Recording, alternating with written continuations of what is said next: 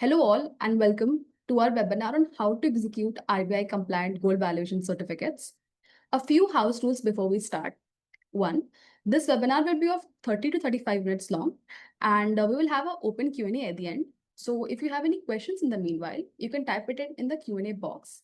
And B, we will be sharing a recording of this webinar along with this deck by Monday. So with that out of the way, we can start. So here's an agenda for today. First, we will discuss RBI rules for gold valuation certificates. Then we'll discuss why physical paperwork and CCTV footage fail as audit evidence, and then how eSign ensures borrower presence and proves audit and provides an auditable proof. Then we'll walk you through a demo of a compliant gold valuation flow, and then we'll have open Q&A. But first, what is Leegality? Leegality is a document infrastructure platform helping Indian businesses do compliant digital paperwork. So far, top gold lenders like Utkarsh and SBFC execute RBI compliant paperwork via us. So with that, I would like to introduce our hosts for today. Today we have Aditya, who leads marketing at Leegality. Before Leegality, he used to work as a lawyer and has worked with banking compliance before. He will take us through the compliance aspect of the webinar. And we have Subesh, who leads product marketing at Leegality, who will show us demo at the end. So with that, over to you, Aditya. Thanks, Azima. So I just wanted to first start with the backdrop and context behind the regulations. Over the past few years, RBI has been passing a lot of regulations for multiple loan products. And for gold loan as well, RBI has been doing the same, starting with identifying and bringing to light irregularities in draft directions, then the final directions, and then finally consolidating these into its responsible business conduct directions. So gold loans are now fully regulated by RBI. So these directions, essentially, the ones in the RBC, essentially took a whole host of directions, about 31 different directions where gold loan regulations are scattered across these, and combined them into one singular set of directions for gold lenders. So while we say of late that RBI has increased the compliance burden on gold lenders, the fact is that understanding these requirements and the clarity of what is needed has actually also improved dramatically through this consolidation. And the core aim of RBI's push over the last 2 years and with these updated regulations has been twofold, right? One is to curb fraud, and the second is to enhance customer experience and transparency. And there is a necessary implication of these two goals, right? The necessary implication is that this adds friction for gold lenders. These directions do not and are not intended to make life easier for you on an operational level. They do add friction, and you cannot bypass this friction. The friction is the entire point. However, you can make implementing this friction much smoother than it has, then much smoother, right? And that's what this webinar is about. So in this webinar, we'll be talking about a specific direction. There's a lot talked about agreements, KFS, and things like that. There's not a lot talked about gold valuation certificate. So in this webinar, we'll be talking about RBI's specific requirements for gold valuation certificates, because we find that this kind of flies under the radar. So there are basically 3 steps that RBI requires you to do now for the gold valuation certificate. First, similar to the agreement, you need to maintain a standardized format of valuation certificate. And this standardized format must contain the details mentioned by the RBI in the gold directions. Step 2, you must ensure borrower presence while the valuation is happening, or at the time of valuation, the borrower must be present there and then in the branch, or wherever the valuer is, where the valuation is happening, the borrower must be present. 3, you must share the final valuation certificate with the borrower. So in this, the first and third step here are quite easy and straightforward, right? Step 1 is simply look at the directions for what details are needed and prepare a valuation certificate template accordingly and set that across your branches. And step 3 is also quite straightforward, right? You give the valuation certificate to the borrower. And if you e-sign this certificate, as we will show you in this webinar, you can just simply add the borrower as a non-signing recipient or added to the loan agreement once it's signed, and it goes to their SMS, WhatsApp, or email automatically. So the actual operational issue when you talk about complying with RBI's valuation certificate guidelines is actually step two, right? This is the most operationally intensive and the most critical to comply part of RBI's gold valuation requirements, right? Ensuring borrower presence at the branch while the valuation is happening. And RBI is quite clear on this. There's no way around it. The RBI, the lender shall ensure the presence of borrower at the branch. And now this has two things, right? There's two things. But before that, there's a poll on screen. Just curious as to if you started complying with this, how you are ensuring and proving borrower presence at the branch. So we'll let this poll run for a few more seconds, and we'll end the poll.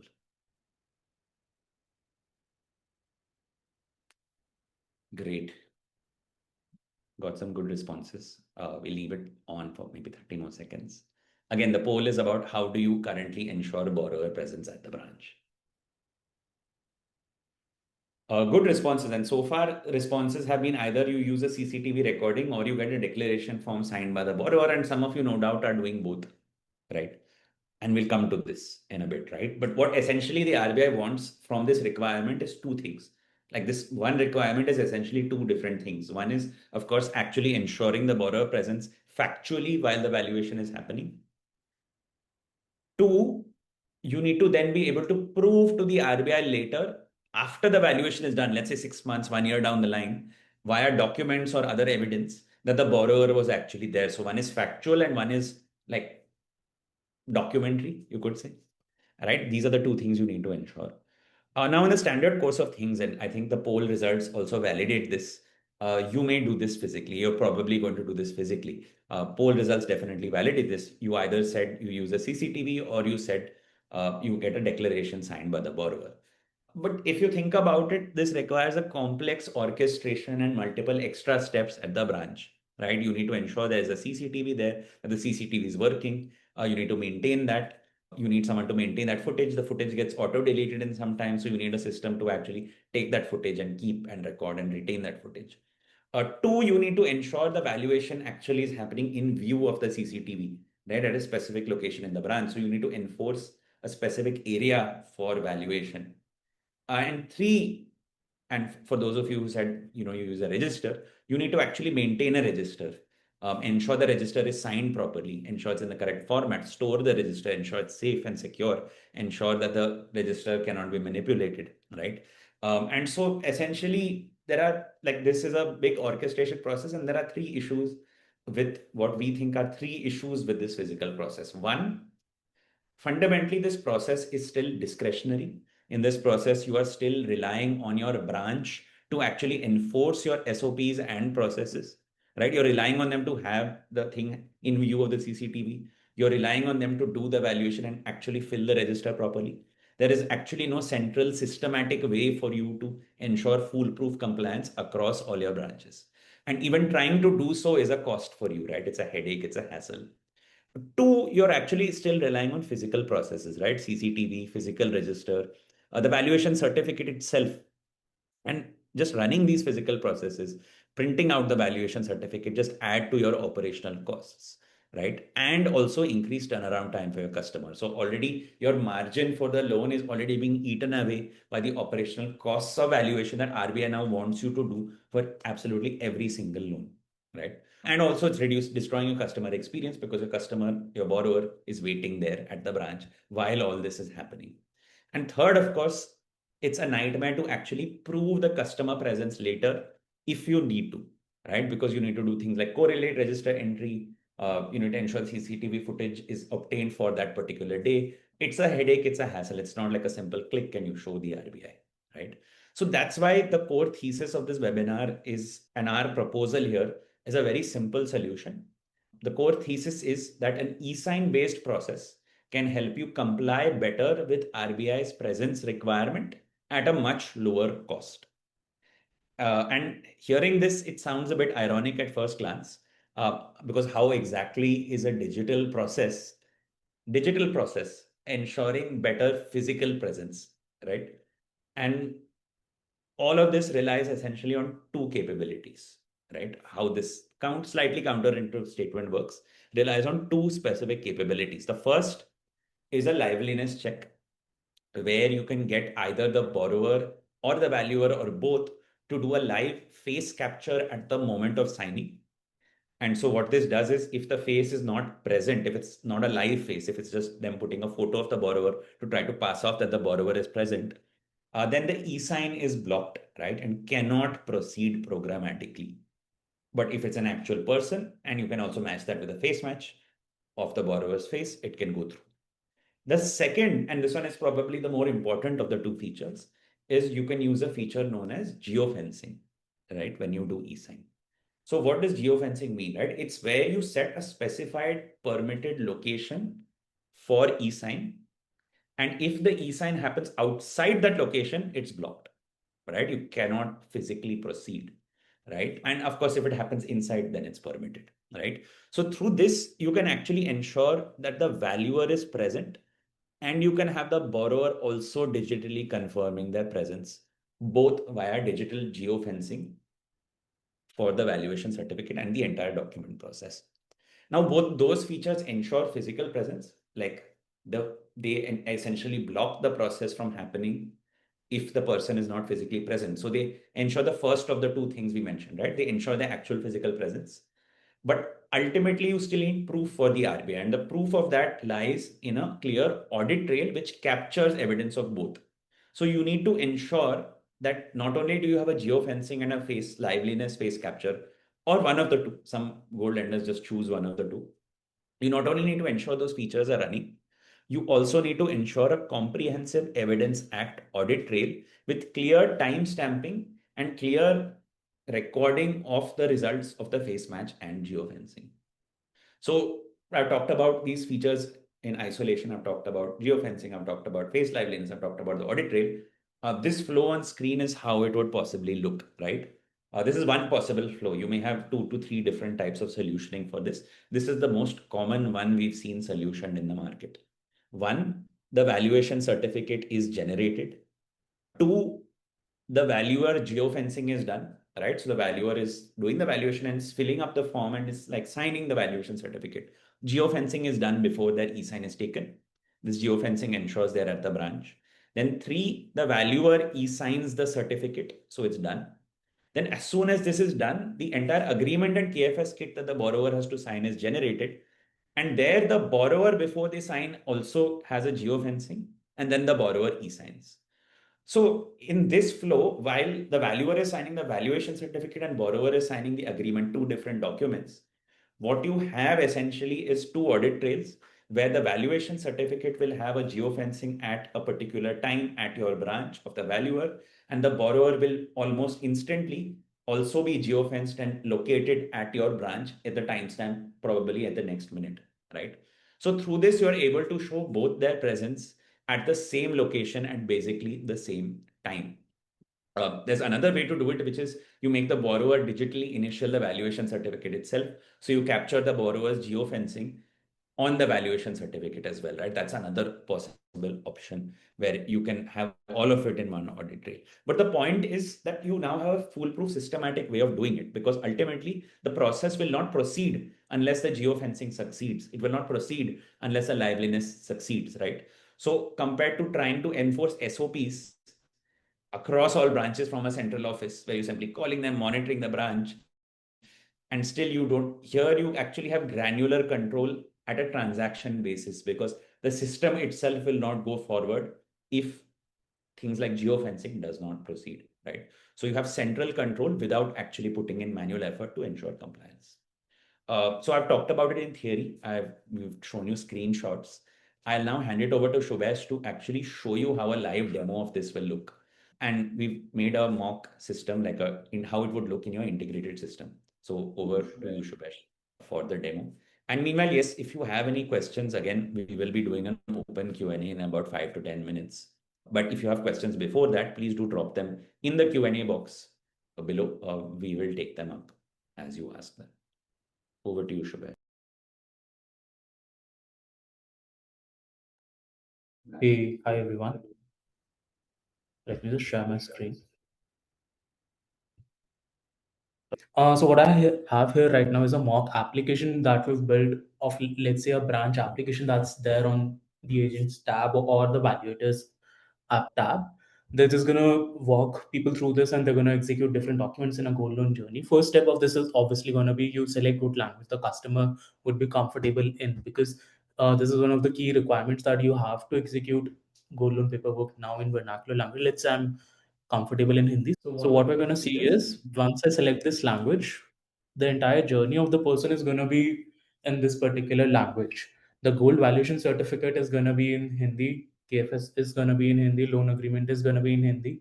And this is getting automatically selected as soon as the person selects that this is the language they're comfortable in. So let's say I'm comfortable in Hindi. I'll click on Hindi and then I'll enter my name as the customer. I'll enter my email address.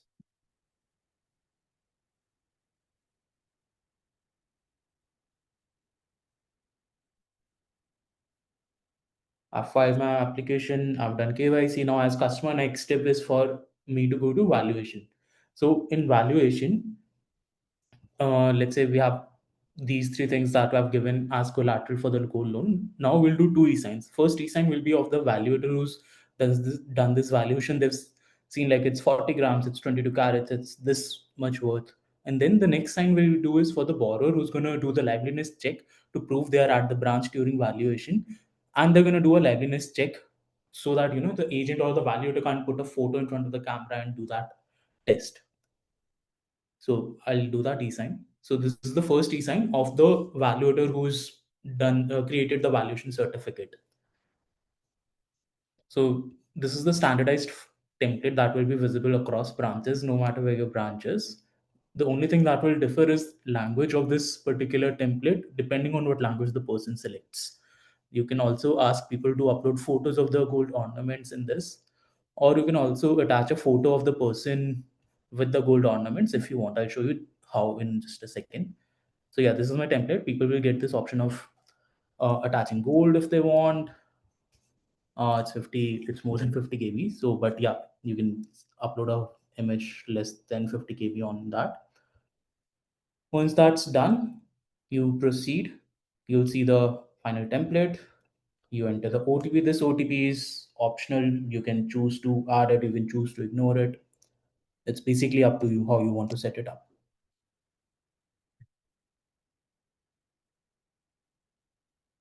Once that's done, they'll do the GPS location capture. Now, if this was not at branch, this would have been rejected. In the backend system, I've already put my location in the system, which is why it is accepting this. I'll click on Aage Badhe. I'll give my OTP consent. And then I'll be redirected to the ESP screen. Just give us a second. Internet seems to be working a little slow here.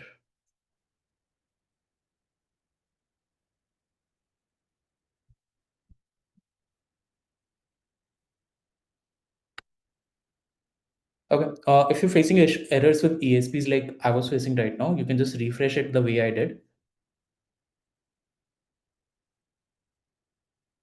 and just give e-sign consent again. And this time, if you saw, I was redirected to an ESP. What happened basically was earlier my system was trying to go to Protean and probably it faced some error, which is why it was not proceeding to Protean. And as soon as I refreshed, it took me to a different ESP, which is CDSL.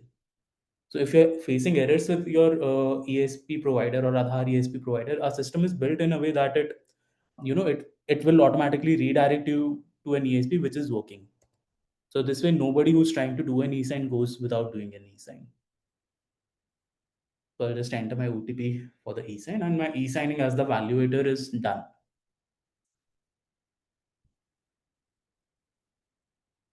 Okay, great. So my e-sign as the validator is done. Now you have two options. Either the person passes their device, the validator passes their device to the borrower to e-sign, or you pass the e-sign link on the borrower's WhatsApp, which I've done here. Like Shubhesh Kunal just started e-signing process for your document, gold loan valuation certificate in Hindi. I click that. I see the same valuation certificate is the Aadhaar e-sign of the valuator. And here, because there's no requirement for an eSign on gold valuation certificate of the borrower, so we have not put Aadhaar eSign. What we're going to do is a OTP-less virtual signature, what we call as a quick sign. So I'll do my GPS capture location again. It is again at the same location as the validator, which is why it is proceeding. If I were in a different location, the system will not proceed. I'll click on Aage Badhe. I'll have to do a liveliness check now. So if you'll see, the screen is giving me some instructions, right? I was a little behind. It asked me to come forward. Then it asked me to stay still. That is essentially a system checking whether a person is there or not. So I'll just select my eSign and give eSign consent, and it's done. So within 2 minutes, and this process took more time because I was explaining it as I was talking. In real life, it's going to take less than a minute after the valuation is done. And as soon as both the people sign, valuator and the borrower, the fully signed gold valuation certificate will be sent to the borrower automatically. You don't have to do anything. Your valuator doesn't have to do anything. Similarly, an audit trail will be generated, which will also be sent to the borrower and be stored in your LOS LMS system. In this audit trail, you'll see document ID, you'll see every single detail of the valuator, what device they opened it on, what was the location they've opened it on,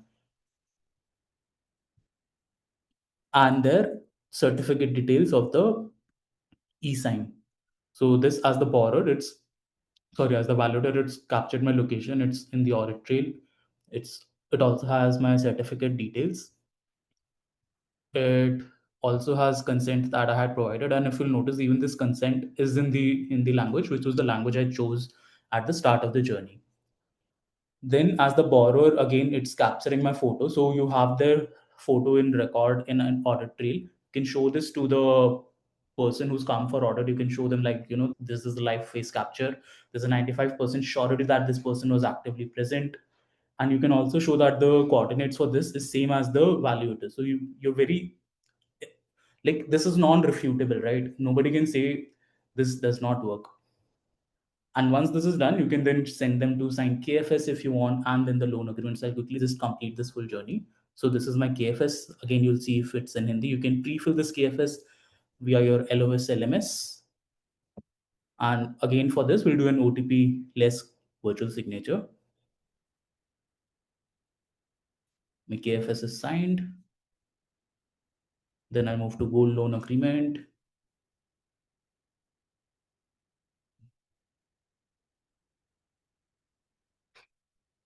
This would be fully stamped for the state that you're doing the loan in. It will have a stamp serial number, which would be a unique number, and it will also have a unique ID for the document, so that the stamp stays for this particular agreement and you cannot reuse it or use it on another agreement. It will also have your company's name and a second party's name if you want. This is my loan agreement. It's also in Hindi. I'll click on Aage Badhe. I'll enter the OTP for this signature. Again, this is an optional OTP screen. If you choose to, you can remove this. Depends on how you want to build, honestly. I'll click on Aage Badhe. Again, this is in case you're not collecting the e-sign on the gold valuation certificate from the borrower, but you want to prove that they were at the branch around similar time. So you can also put it on the loan agreement, like I'm showing. So it's captured my location. It's the same location, so it's allowing me to proceed. It's going to do a liveliness check again for me.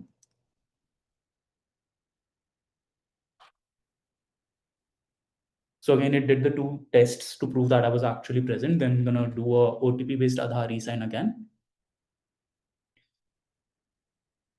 So if you'll see, again, the system is trying to take me to protein, but it is not proceeding to protein. So if I just refresh it again, then let's see what it does.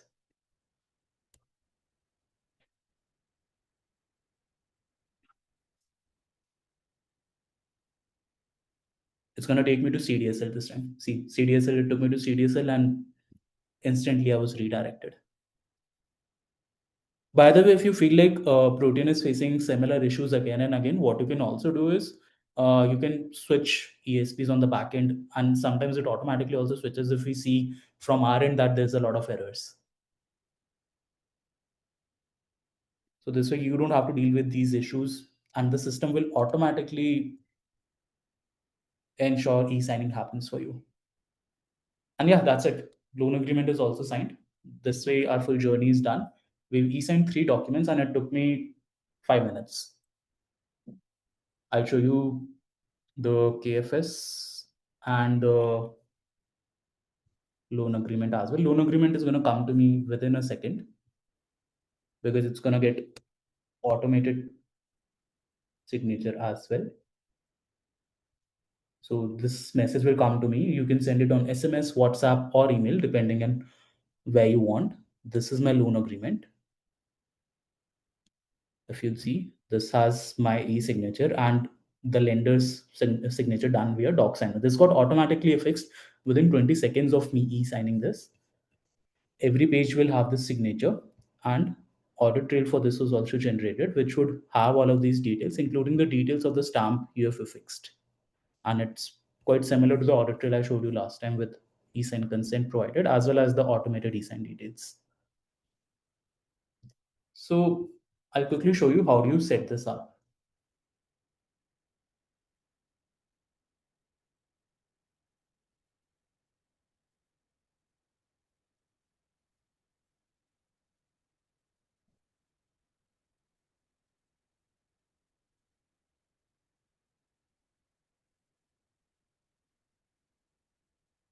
So first thing you'll have to do is you just create a workflow.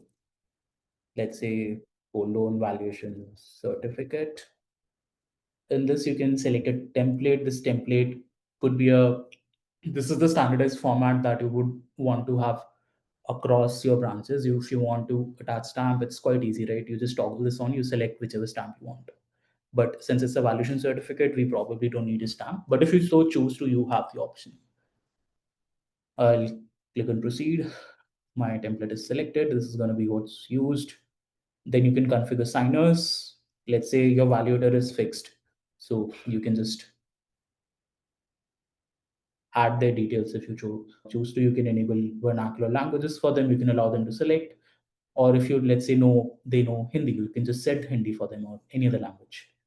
Then if you want to collect borrower signature, you just add another inviting card for them. You click on next, and it's done. You save.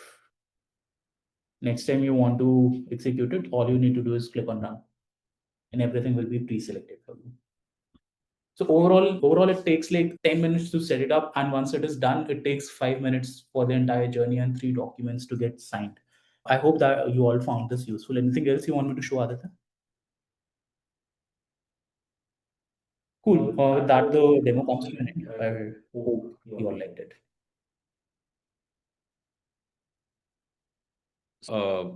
What Shubhesh just showed you, again, multiple screens, multiple steps, and you may have different permutations and different ways you want to do it. We've kind of depicted it in the form of the swim lane, so that it's easy for you to take it back to your tech teams if you're building your own system for this. We've essentially made a swim lane out of what Shubhesh just showed you, because what Shubhesh just showed you is the customer side experience and obviously your branch side experience. And obviously a central office side experience on how to set up the workflow. But if you want to look at where different systems interact, you can use this swim lane to build your eSign-based digital valuation certificate flow. We'll of course share this deck with you by Monday, end of day, and you will get everything that's in the deck, including the swim lane. We will also on Monday in the email that we share with the recording and this deck, we will also share a playbook consolidating the learnings that we've had over the years working with more than 10 gold lenders and building paperless processes in this playbook, right? We will share this playbook with you. This playbook has, if you can just go back to the previous slide, this playbook has actual actionable screenshot based flows. It goes through the RBI directions. It goes through how exactly you can operationally comply with each RBI direction about gold loan documents, not just valuation certificates. And essentially, it's your tactical guide if you need to know, okay, what does RBI's directions change about my agreement, KFS, and valuation certificate process? This playbook has everything you need to know. And we will send this across to you with the webinar recording. So we are going to give you tactical guidance next week on how you can actually build these flows when switching to an eSign-based flow and how that flow is actually helping them comply with RBI direction. So do scan this QR code if you want to register for that webinar. We go beyond valuation certificates and give you tactical guidance based on more than 10 implementations we've done on how to actually make all your gold loan document processes paperless and extra compliant with RBI direction. So that's next Friday, not next Friday, sorry, 7th August. So next Friday at 12 p.m. IST. Do scan the form if you want to register. We'll also share an invite with the email. And of course, if you are interested in weekly updates, we do share weekly updates over WhatsApp and email, either regulatory updates, either new case studies or new product updates. You can scan this QR code and opt for either our WhatsApp list or our email list. With that out of the way, we'll come to Q&A, open Q&A. So if you have any questions, you can ask in the Q&A box, or you can raise your hand and we'll give you mic access and you can directly ask us questions.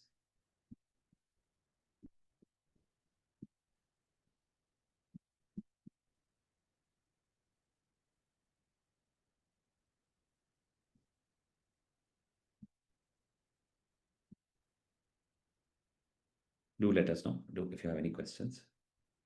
Again, we will be sharing the recording and the deck and the playbook that we talked about and the invite for August 7th webinar by email by latest Monday end of day. But yeah, we're here for a few more minutes. So if you have any questions, please do drop them in the Q&A. Anything, absolutely anything. You have any doubt, any even inkling of a doubt, do ask us.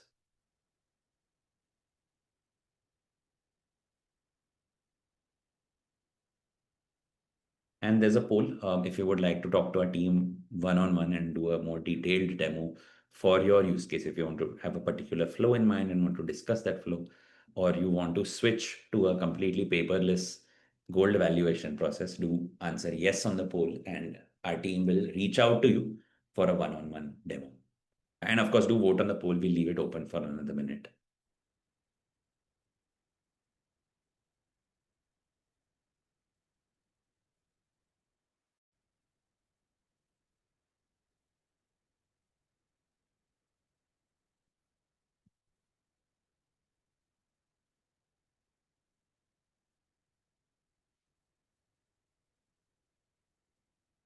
Great. If we don't have any other questions, if we don't have any questions, and you're done with we'll end the poll now. And we'll also end the webinar now. Have a great weekend. Oh, also, sorry, one more thing. If questions do crop up, often questions do crop up later, you can also reply to the email we send you on Monday with your questions. Thank you all. Have a great weekend.